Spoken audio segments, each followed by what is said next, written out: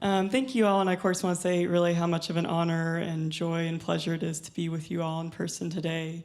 Of course, thank you to National Sawdust, NYU Center for Ballet and the Arts, and the Toulmin Foundation for hosting this. Again, it's just such an honor and joy to be especially here today and amongst such an amazing lineup of artists. So for today's presentation, I'm going to be sharing selections from a project titled Perspective, which is kind of an ongoing project featuring disabled interviewees responding to questions such as what is access for you, what is care for you, and more.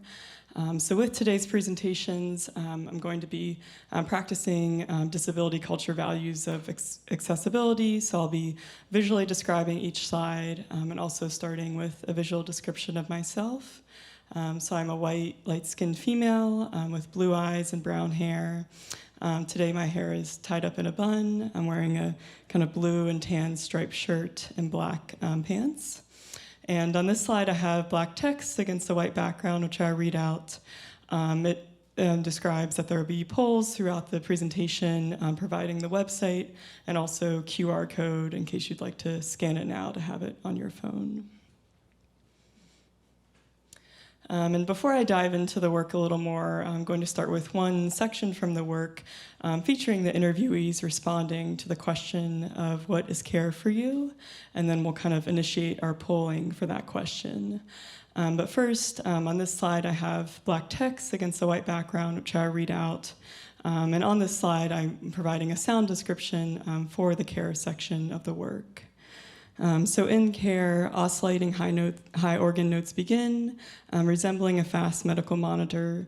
A female voice quickly joins with a repeated ascending melodic phrase. This gradually breaks down and joins the organ pulses, adding dissonance and tension. Midway through, lower organ chords enter and liberate the track to less tension.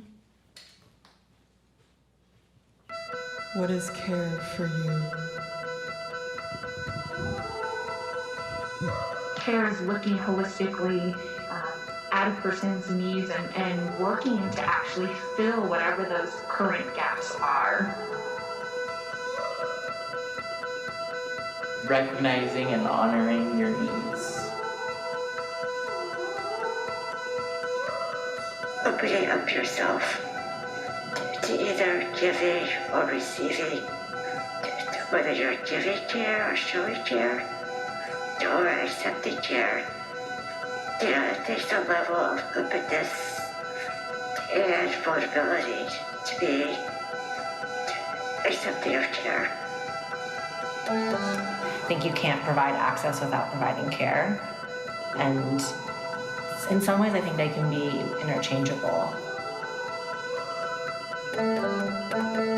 Being aware of what my body is trying to tell me. I mean, I've been told by various medical people that I'm very body aware. A central value that recognizes we all live in states of interdependency with each other. Sometimes care means means restriction, or care means tough love, or care means accountability, or care means quiet. Care means soft. I think care means is contextual.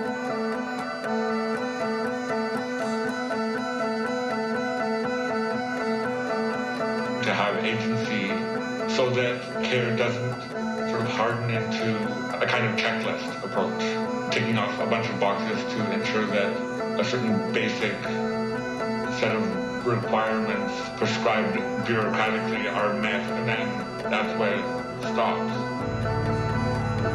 Care for me has been advocating for what care means. Care and ability is using my chair. My chair is the most liberating tool that I have in my disposal. I try not to require care as much as possible. I have grown up in hospitals and in institutions for disabled children, and I have a horror from the situation where I'm utterly dependent on the goodwill of somebody else for my basic functions. So I try to do whatever I can by myself. But of course, I'm aware that one day I will need care again. Then I just hope I will have somebody nice and kind to take it, to really let me grow and let me live the way I want to live.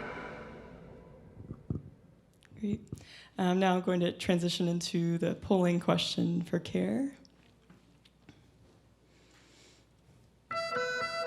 Window 1 is care for you. Tab, activate, present. What is care for you? Respond at polliv.com/perspective. People being nice to me. People being nice to me. Opening up yourself to either giving or receiving. Opening up yourself to either giving or receiving. What is care for you? Respond at polliv.com/perspective. I try not to require care as much as possible. I try not to require care as much as possible. Care for me has been advocating for what care means. What is care for you? Care for me has been advocating for what care means. I think you can't provide access without providing care. Taking the time I need without apologizing. Taking the time I need without apologizing. Respond at polliv.com/perspective. Recognizing and honoring your needs. Recognizing and honoring your needs. Respond at polliv.com/perspective. People being nice to me. Opening up yourself to either giving or receiving. Respond at polliv.com/perspective. Opening up yourself to either giving or receiving. Making sure my babies have what they need to thrive. Making sure my babies have what they need to thrive. What is care for you? Respond at polliv.com/perspective. Care for me has been advocating for what care means. Care for me has been advocating for what care means. I think you can't provide access without providing care. I think you can't provide access without providing care. Taking the time I need without apologizing. My community being aware of my existence and supportive of my agency. Permission to be my own damn self and have that self feel loved. Permission to be my own damn self and have that self feel loved. Remember other humans have their own perspective and needs. Acts of service. Acts of service. Listening to. Listening to. Unconditional love, patience, affirmation, deep listening. Unconditional love, patience, affirmation, deep listening.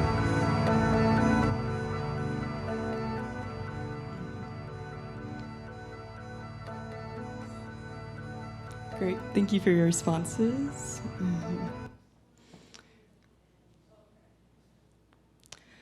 Going back to the presentation part, and we'll do a few more polls throughout the presentation as well.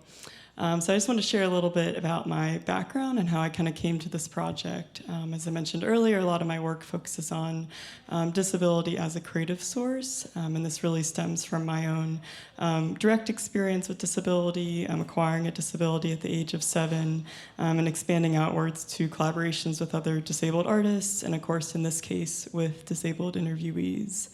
So on this slide, I have black text against a white background, which I'll read out.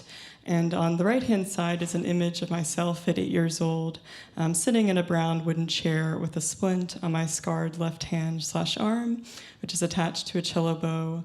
I'm holding a brown cello between my legs, and my right hand is on the cello fingerboard. So again, I was involved in a car accident at the age of 7, which nearly amputated my left hand. And since the accident, it was really a journey from denying my disability to really embracing it first and foremost. And I think that was really paralleled with the development of my artistic practice. So initially, I was playing violin before the accident, and then I grew to play cello and trumpet, 2 instruments that I think were much more adaptable to my left hand. However, with those instruments, I think I was always really struggling against the physical expectations that they had of my body, expectations that I was really never going to conform to. For example, I played cello backwards, and with trumpet I played a little differently. And I think at the time that's why I was so drawn to music composition, and that I could let my imagination run free without serious consideration of what my hands could or could not do. So for a while I was mainly active as a composer, and then kind of did a 180 as well and started performing more again, especially with reckoning disability as a social construction and really creative source overall. And since then, that kind of course, fueled a lot of that exploration, if you will, is involving interactions with disabled activists and advocates, including with pictured here, the legendary activist Judith Heumann. So on this slide, I have black text against a white background, which I'll read out. And on the right-hand side is a picture of Heumann and myself smiling at the camera. Heumann is in a motorized wheelchair with a pink and purple zipper jacket and black pants, and I am in a black coat with gray leggings. So I've been really fortunate to have several kind of conversations with Judy Heumann. She's, again, a legendary kind of disability activist. She was in the Netflix film Crip Camp, and she also has a memoir out, which I highly recommend reading. And she's just this amazing mentor to so many people, and that I feel like she always asks to know when to ask the right questions at the right time. And in one of my conversations with her, she asked why I always refer to my left hand as weak. And this question really struck me kind of personally and politically, if you will, as it always felt like when someone asked what happened to my left hand, or if I had to explain why I couldn't do something, that I was reiterating these flawed notions of what weakness can and should be, but is always kind of my fastest explanation to kind of get it done and over with, I think, and not go into further detail. And thinking about this and Judy's question, we started thinking about what weakness can really be to people across a range of disabilities and identities. And specifically at the time, I was based in Washington, D.C., and we were planning a panel together on disability and creativity. And unfortunately, that got canceled with COVID. But this question still really stuck with me. Like, what can weakness be to you? Again, especially with people across a range of disabilities. And really set this project in motion. To asking what weakness can be to those, again, across a range of disabilities and identities, and expanding to further concepts. So before I dive in further, I want to share the section for weakness and try some of the polling as well. But with that, I'll share a sound description for weakness. So on this slide, I have black text against a white background, which I'll read out. So in weakness, a high organ drone begins the track, with a singing female voice gradually entering, meandering throughout and searching for grounding.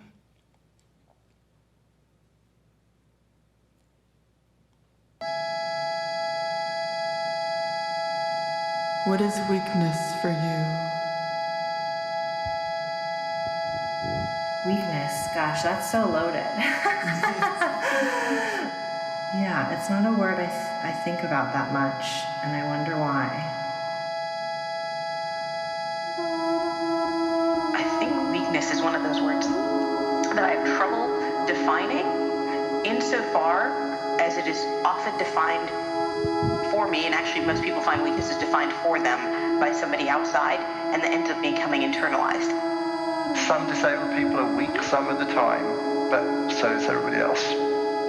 I can find it hard to admit when I'm feeling weak. The openness there is also an openness to potential hurt. The default way of being and existing in the world, I feel a lot of weakness and fragility in my body, and that feels really connected to how I move through the world, and I interact with people who don't have that experience of their body, but I often feel like that is kind of a myth that they're living in. Internalizing what other people think I'm able to do.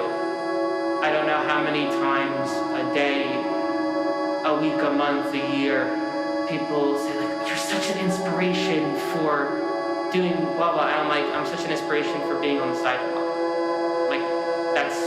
How about I'm an inspiration because I persevered through an educational track and went on to do X, Y, and Z and build this professional career. Like, why isn't that inspirational?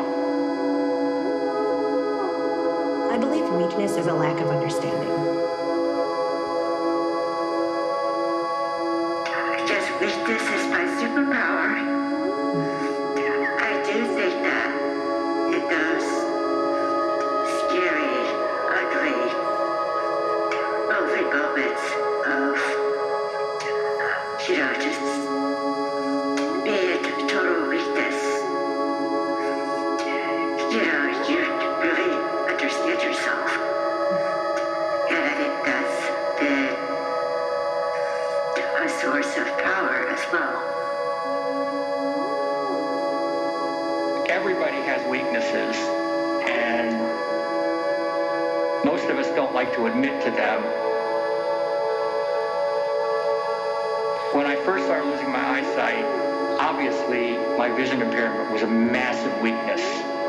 And, that can certainly consume you with regard to every aspect of your life, whether it's, preventing you from doing things professionally, whether it's preventing you from doing things socially, whether it's preventing you from doing things personally. And if you allow that to basically consume your entire life, then you end up in that dark hole or pit. And that's where, a lot of us have been there. And I'll admit that I certainly have been in that dark hole a few times myself during my journey.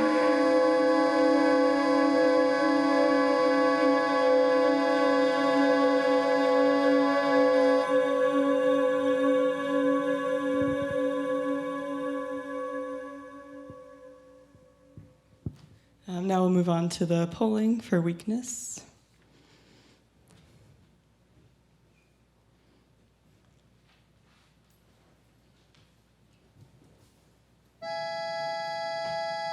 Window, what is care for you? Tab, act, present.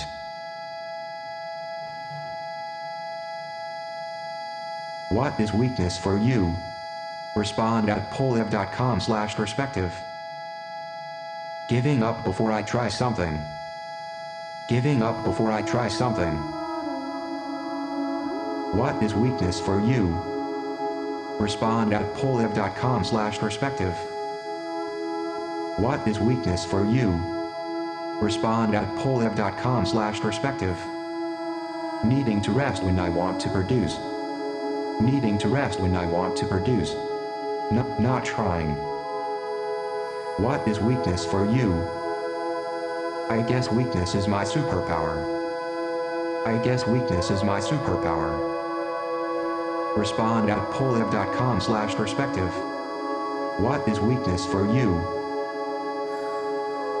Giving up before I try something. Giving up before I try something. Respond at polliv.com/perspective. What is weakness for you? Some disabled people are weak some of the time, but so is everybody else. What is weakness for you? Some disabled people are weak some of the time, but so is everybody else. Needing to rest when I want to produce. Not trying. Giving in to my sadness. Giving in to my sadness. What is weakness for you? Not accepting what is in the present moment. Not accepting what is in the present moment. Feeling tired emotionally and physically. What is weakness for you? Attaching to outcomes and neglecting the process. Age feels like a creeping weakness. Age feels like a creeping weakness. I guess weakness is my superpower. What is weakness for you? Thank you.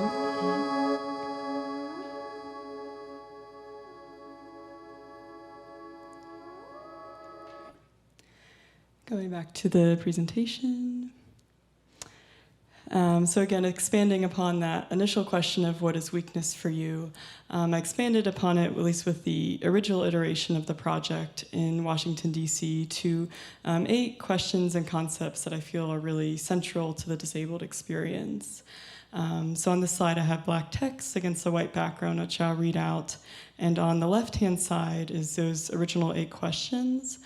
So I asked, what is access for you? What is care for you? What is control, strength, cure, interdependence, and assumption?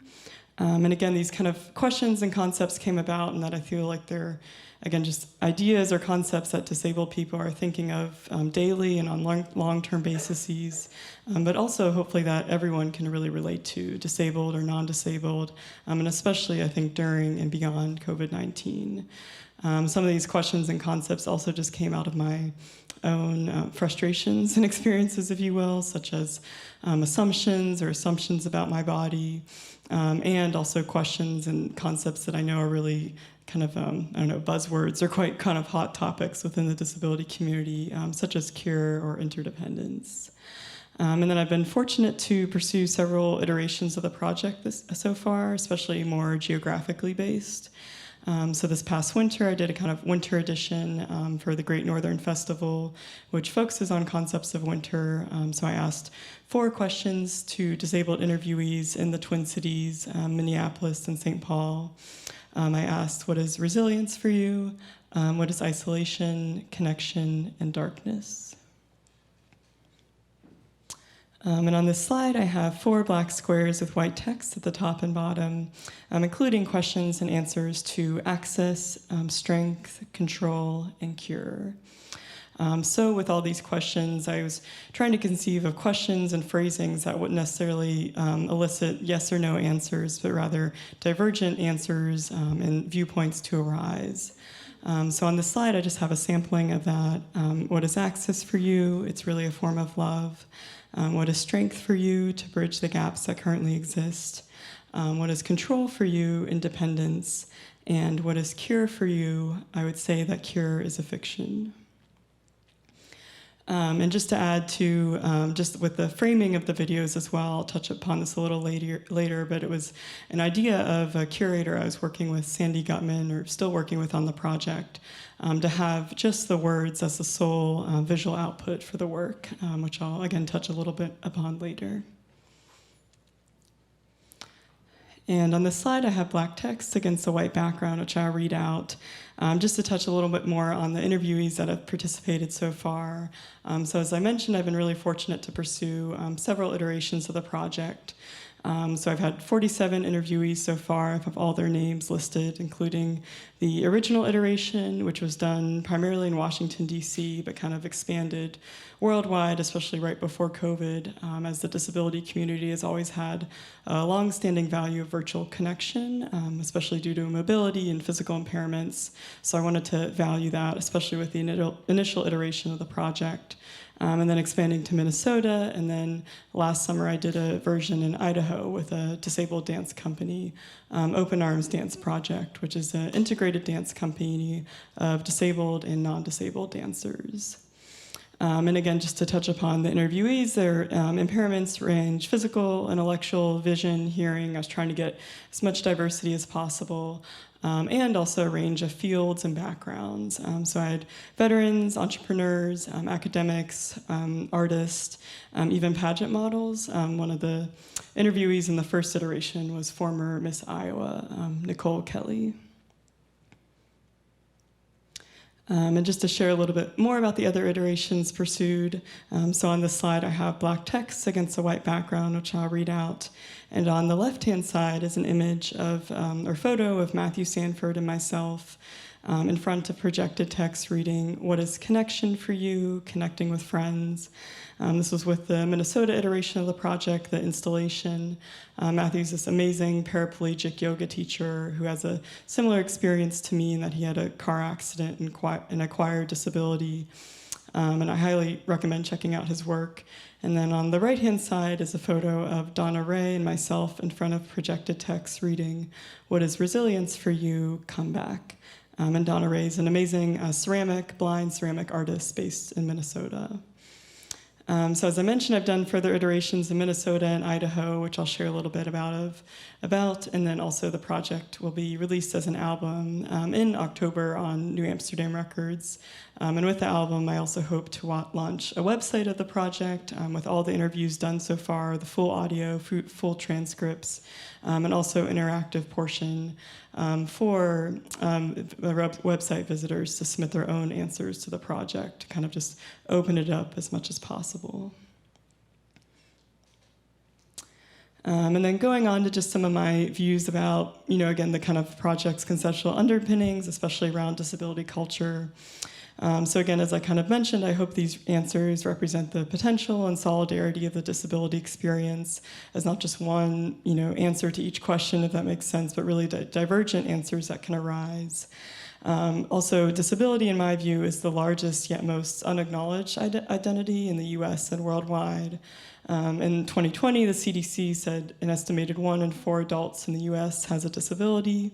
And in 2021, the World Health Organization World Bank report said 15% of the world's population has a disability. Also, disability is such a kind of singular identity, and that's really available to all as congenital, acquired, temporary to permanent, and even invisible to visible, which I think is why it's at least really important for myself as a disabled artist to really stress that commonality of disability. And on this slide, I have black text against a white background, which I'll read out. Just some further words on creative aims with the piece and relevance with COVID-19.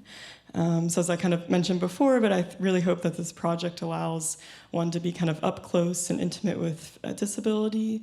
I often feel that there's kind of this distance between non-disabled and disabled people that I feel a lot, not only myself, but talking to fellow disabled colleagues. I know one time in a conversation with Judy Human, she says people look at her with fear or something, that will happen to her. They'll be in a wheelchair in that distance. I don't know if that distance can ever be, erased, if you will, but I hope this project at least closes that gap a little bit. Especially, I think that there's often questions from non-disabled people for disabled people, and especially with understanding context from kind of non-normative bodies or bodies that break from the standard expectation of what a body can and should be.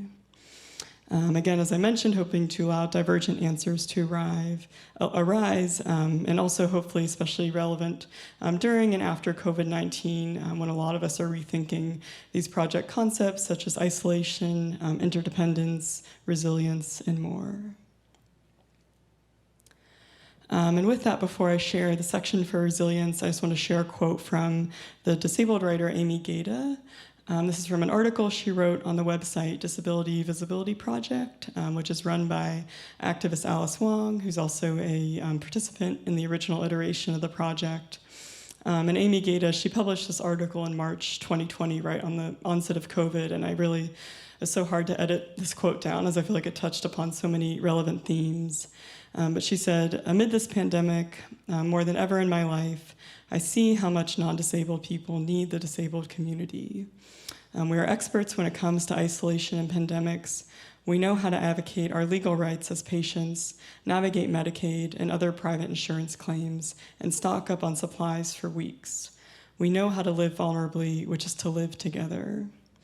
Something understated about this pandemic is how many people will become disabled because of COVID-19.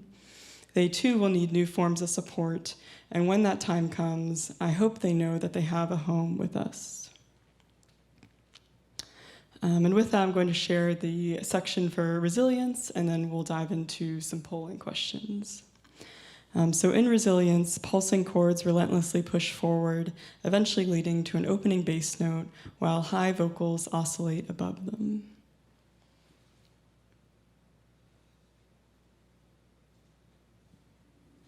What is resilience for you? Come back. Adapting your response to the world in a way that assumes that the best is possible. Understanding what you can do to move forward. You might not be able to change what has happened, but what can you do to move forward to keep going? is that I will be able to get up and start over again as many times as I need to. It's a never give in feeling.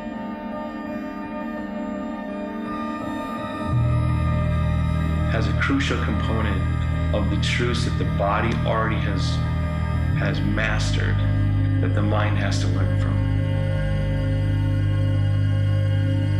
When it comes to people that are disabled, they know their body and they know their mind more than anybody else does.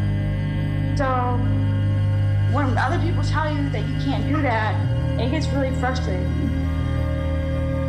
Self-advocacy, I think, is sort of the spawn or the sprout of my resilience. The sort of interactions and experience I have with other people telling me I can't do what I want, and the sort of thing where there's accessibility boundaries to keep me from creating the art that I want or the life that I want to live or whatever. There's absolutely no way that any of this sort of stuff is going to stop me. Whether it's, navigating in the weather, going out and dealing with people in public that don't think I should be there, people that consider it an inspiration that I actually managed to go to the store to buy a Snickers bar.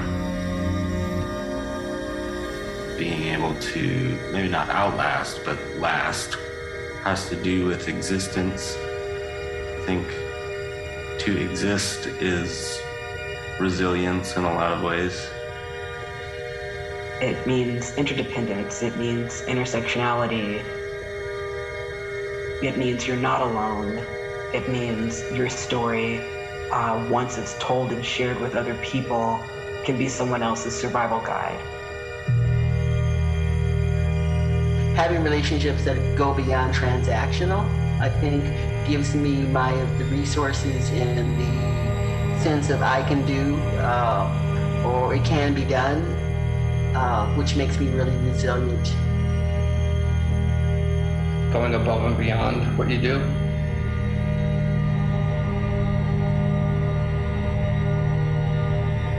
It's very hard to ignore what makes you lopsided in my case.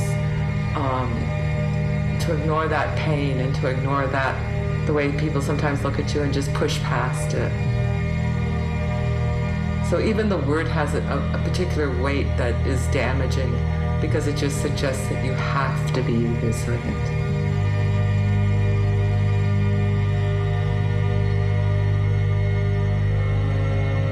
Resilience assumes there was a before and then an after, that there is a good thing to return to, that you emerge stronger, that there are no negative consequences from a simple misfortune or trauma, and thus you are deemed a failure at resilience because you cannot manage any of the supposedly healthy ways of bouncing back from trauma.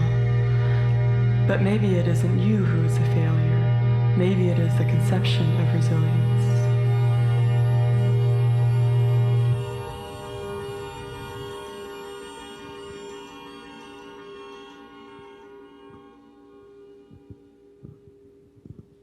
And now move into the polling for resilience.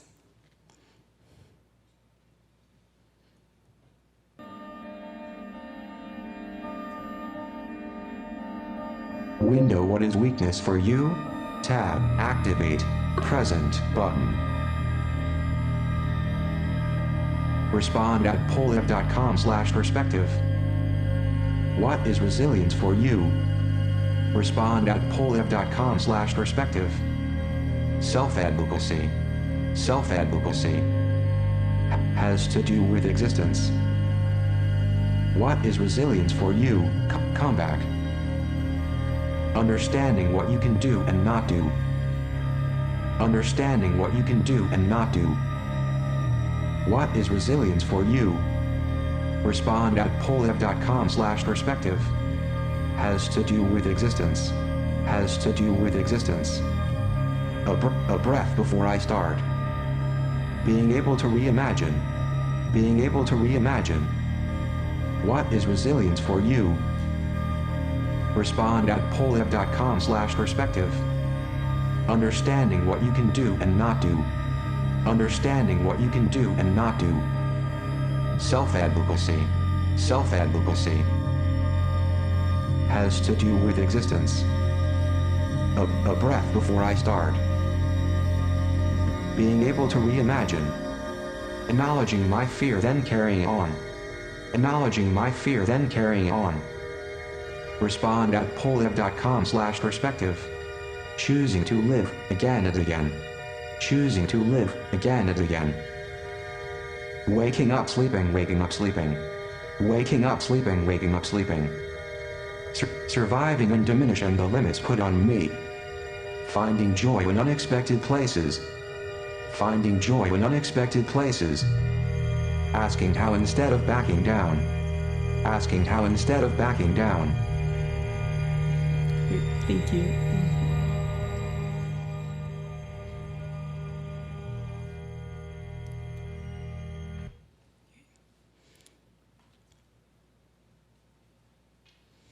And lastly, I just want to touch upon some thoughts on accessibility with the project. Then I'll share one more section. We'll move into the last poll. So on this slide, I have black text against a white background, which I read out. So as a disabled artist, I feel that my relationship and kind of attempts to develop accessibility within my work is always changing. And accessibility, I feel like it's a term that gets thrown around a lot within disability communities, and it's really one that doesn't have a singular definition, if you will. I'm sure it's different for everyone here today, and I feel like it's always constantly changing based on the individuals and community you're working with, and of course as technology develops as well. But for me, I'll just share my understanding of accessibility, especially within my own artistic projects. For me, that really means having kind of multiple sensory outputs and really options for the work. So especially coming from my standpoint with the music, having the oral output with my music, and in case with this project, the interviewees' voices, but then also having that visual output with, I'll just skip ahead, with the text of their answers. And especially, I have to give huge credit to Sandy Gutman, the curator working on this project, had the idea to have the text framed in that kind of open captions format. So with the question on the top, as seen in this photo, and then their answers running through on the bottom. Especially captions in video art or video pieces in general, usually not in pieces, not in the works overall. They're really helpful for deaf and hard of hearing audiences. So we really wanted to kind of prioritize that first and foremost, and really being the kind of sole visual output. Especially, I find it interesting that I think accessibility facets like such as captioning or even the screen reader voice we're hearing with the polling, we're so conditioned, I think, to view and hear it as not pleasing, if you will. Like I've had many people say to me, like, where's the visual in the video or something, or saying that I should put something in the middle. But for me, I love the visual just being, focusing on the interviewees' answers and their text, and kind of leaving the middle just dark and kind of up to your imagination. And then kind of my dream with accessibility would be tactile or more haptic facets, especially to feel vibrations of the music, especially for deaf and hard of hearing audiences, and to help navigate indoor spaces for blind and low vision audiences.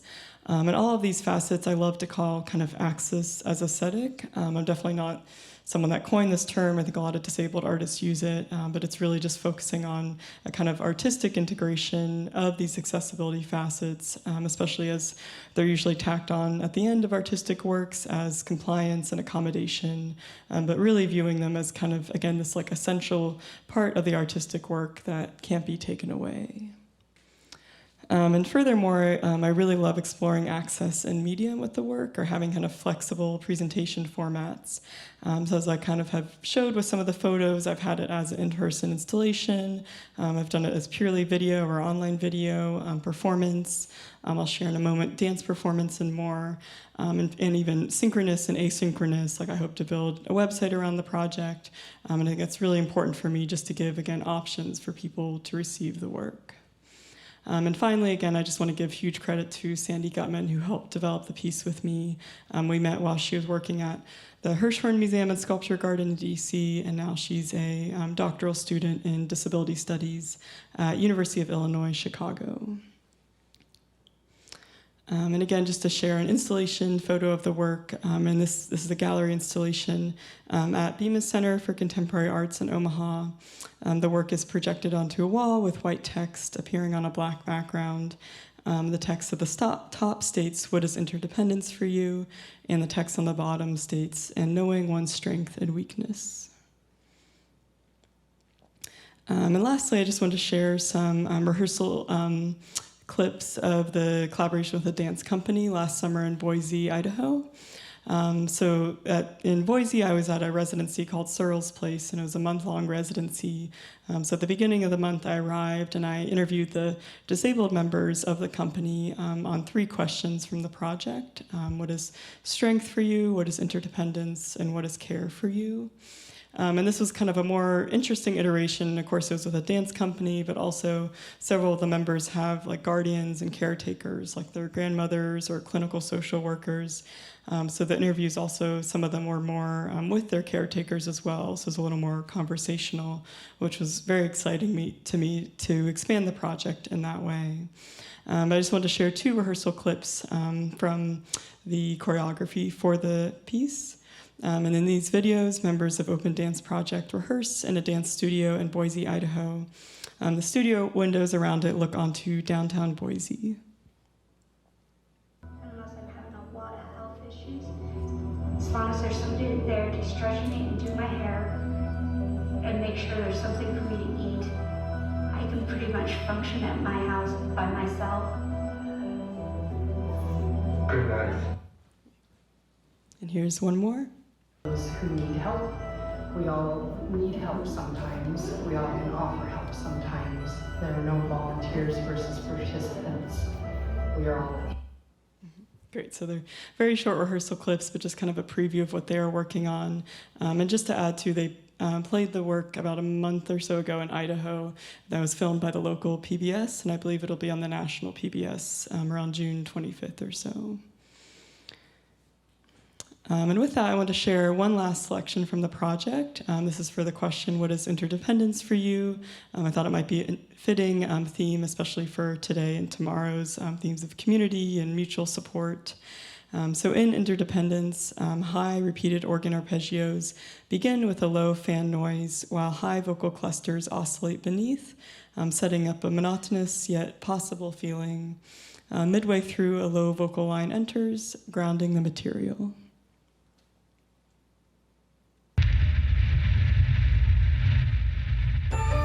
What is interdependence for you? The most foundational part of existing for me. How you interact with the world is a direct relationship to interdependence. Boundaries. If there's anything, I would say that I'm interdependent on my chair as a tool, not as a place, or my walker, or whatever I use as a tool. But I don't consider myself interdependent on people. Trust and also care and knowing one's strengths and weakness and embracing those things. Is surrendering to your neighbor. About rejecting that mastering model that would suggest I know it all, I can do it all, I will impose it all on everyone else, and it is humbly recognizing that actually all of our lives are facilitated by multiple others, usually unseen others. Wherever any of us got, it required so many others to support us, and we should value that rather than suggest that as some sort of weakness. Collaboration. Access and inclusion and lack of access and exclusion are interdependent on each other. A way of life for me. I feel like so much of my life has been exercise and interdependence. As somebody who needs total help with daily activities. You have to share yourself. With others, you have to share your privacy. With others, you have to be dependent on others and have a lot of your life, your wellness and your ability to do things all, up to certain groups of people. That can be incredibly scary and I feel like I've lost the control. It's about being invested in others' lives just as much as your own, to be connected to each other because you want to be and because you need to be, not because you're expecting something in return. I think human beings are naturally interdependent. I get here by the bus driver and the shop that sells me milk or coffee, my porter at the door of my building, all of those other things, which we take for granted, enable us to live the life we appreciate. And I think that normally people ignore it, and they think that disabled people are the ones that need extra help. But we're all interdependent. The only way to be successful and in truth in some ways to be happy is that kind of interdependence you get when you engage with other human beings. So interdependence is that reliance that we have back and forth, that exchange we have, not just for physical need, but also emotional need. It's the fact that it's not I, it's never I, it is always we. Everything. Realizing that we all have our care networks and we all need them.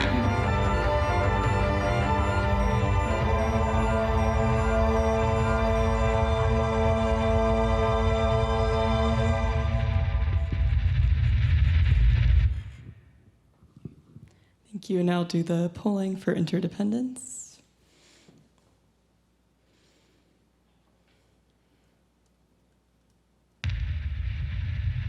Window. What is resilience for you? Tab. Present. Respond at pollev.com/perspective. What is interdependence for you? What is interdependence for you? The most foundational part of existing for me. The most foundational part of existing for me. What is interdependence for you? Respond at pollev.com/perspective.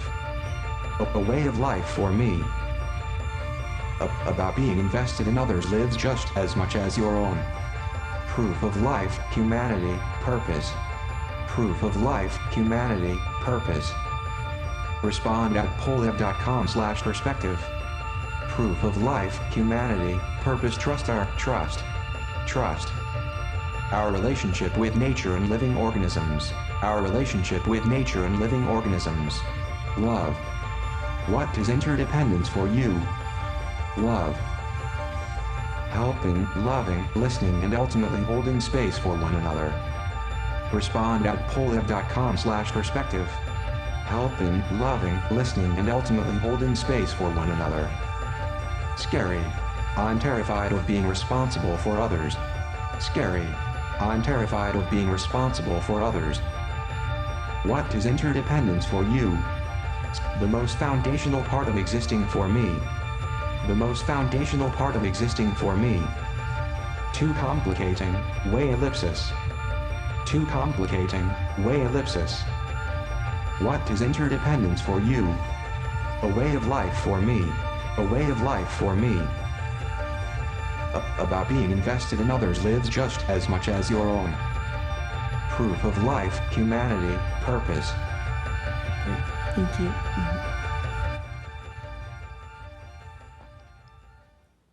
Great. Thank you. Can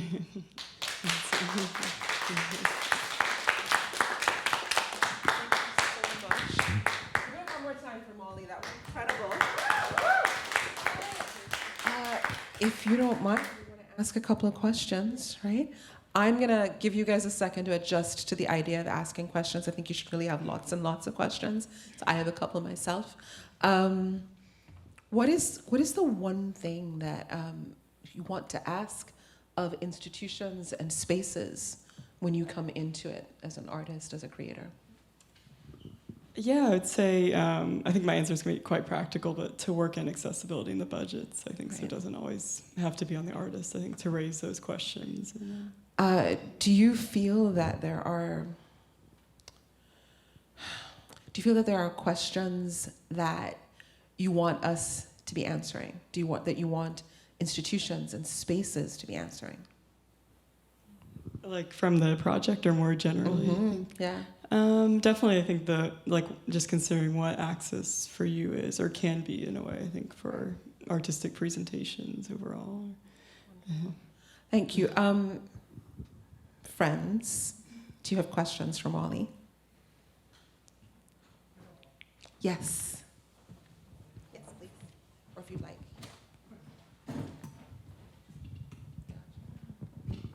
Hi, does that work? Yeah.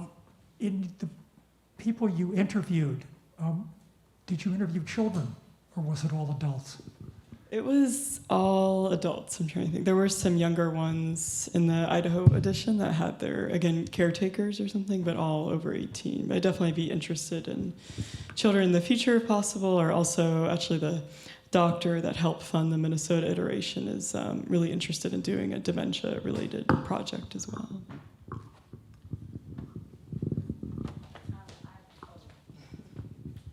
I was thinking about children as well because I have a disabled son, and I was thinking how incredible it would be for this to be like a learning unit for elementary school kids.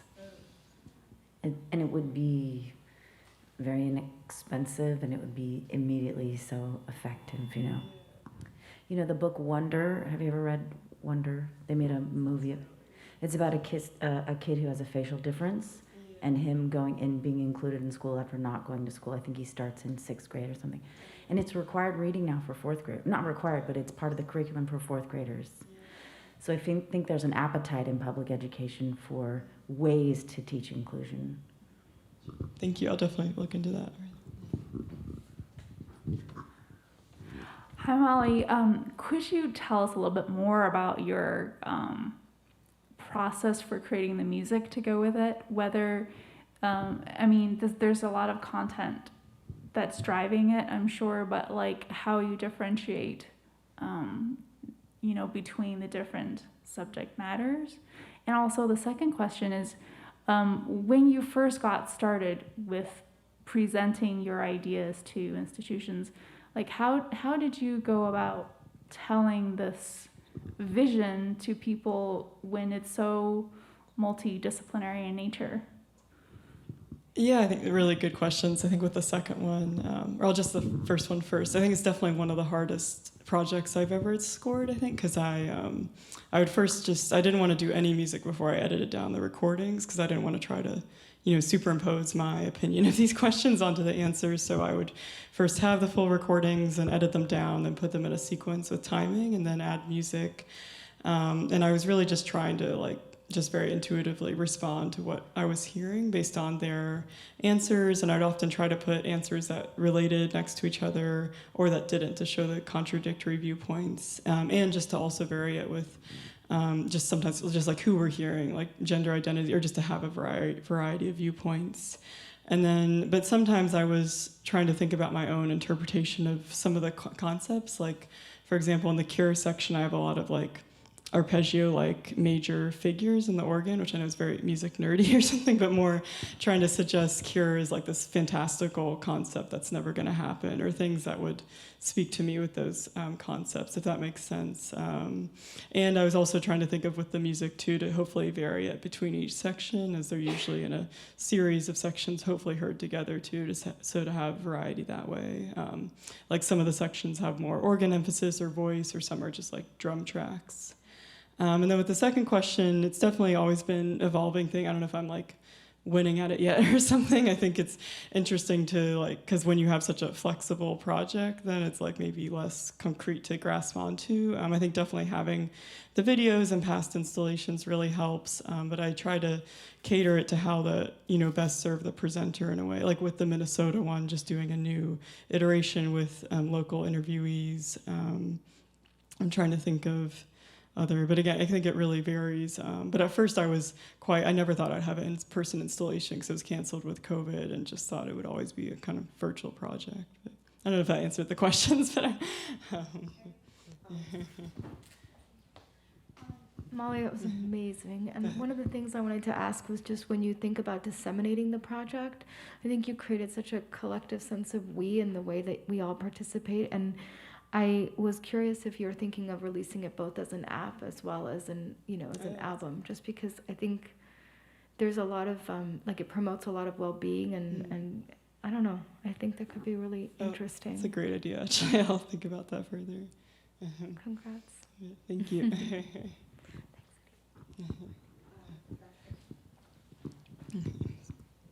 First, oh wow, really wonderful presentation. I also had the privilege of seeing you and Jerron Herman this past week as well. I'm really curious as to how you approach collaborations with individuals like Jerron as well as with groups such as Open Arms. Sure, I think those are definitely, two very different circumstances in a good way. I remember one of my teachers used to say, or David Lang, I'll give him credit for this, he said you have 3 types of collaborations, like where you're directing everything, where you meet in the middle, or where you're serving someone else, which I really loved. So I feel like with Jerron and I, it's often trying to meet in the middle, like in a good way, or trying to get somewhere that we wouldn't get individually. And of course, now we've opened up to a lot of other collaborators. And I love that, because then I feel like I'm a piece of the pie, too, or I'm not controlling everything. And then with Open Arms, it was very much, of course, their voices informing the music and everything. And that was just really exciting for me, too, because I'd never done something where I arrived for a month and didn't know anyone and met them and then created a new work with them by the end of the month. So I think it varies, but I guess, again, getting back to really love David Lang's way of viewing it, because I think when I was younger, I used to be like, I want to control, or I just didn't understand collaboration in that way, I think, or the different formats, and that was really helpful for framing it for me. Does anyone else have questions? No? Molly, thank you so much. Thank you. This was genuinely amazing and nourishing and necessary, and we really appreciate it. Thank you. Thank you for having me.